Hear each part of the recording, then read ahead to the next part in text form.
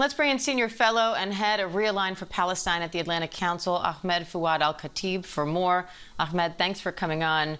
Recognizing Palestine, especially by these countries, is a major symbolic gesture. But what does it mean practically? Well, what it means is that the newly recognized state of Palestine can now ask for interventions at the United Nations, at the Security Council. It can now ask allies such as France, Australia, the United Kingdom to push for a multinational force in the Gaza Strip, in the West Bank, potentially. It can join a series of multilateral bodies, agreements, frameworks in the Western world that could afford it more international legitimacy.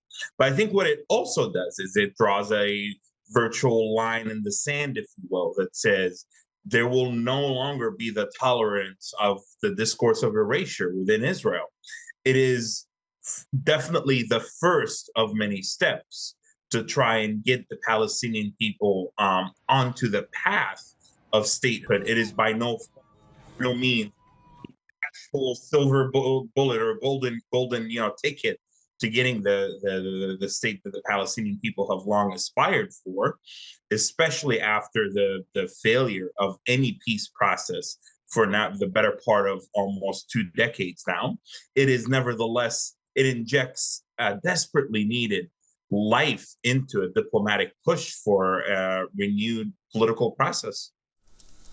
These countries say Hamas should play no role in governing the territory moving forward. How realistic is that, and how can they prevent it? Well, I would argue this is the most difficult part of the path forward, is that yesterday we saw Hamas, literally moments before all these series of recognitions, carry out this barbaric public execution of Palestinians in Gaza City in the north, suspected of being collaborators and spies for Israel. And what was really clearly a signal by the terror organization that they're still there, they still hold territory, they still very much so intend on being part of the future of a Palestinian state. So we saw yesterday an exclusive by the Times of Israel proposal about a multinational, regionally led stabilization mission of forces that would go into Gaza with the ultimate goal of confronting Hamas and slowly disarming them.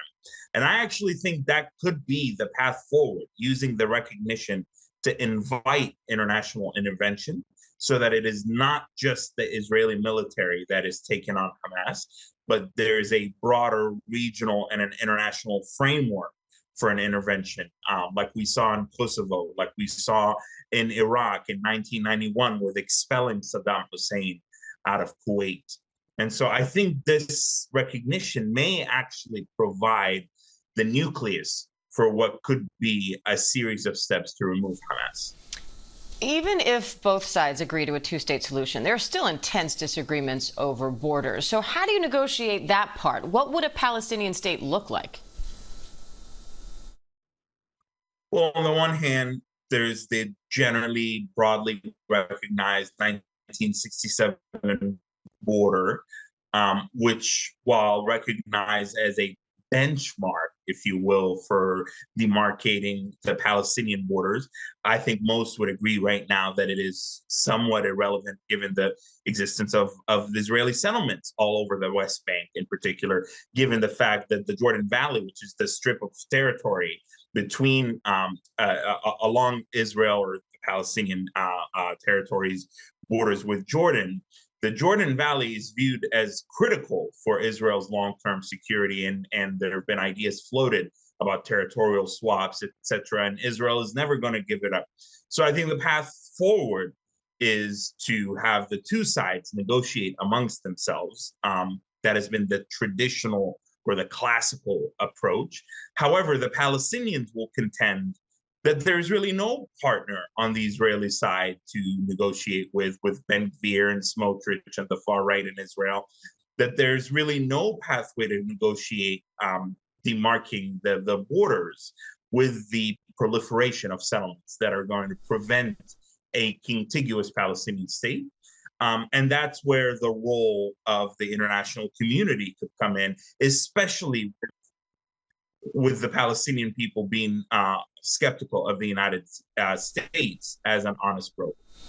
All right, Ahmed Fouad Alkhatib, we appreciate your time today as always. Thank you.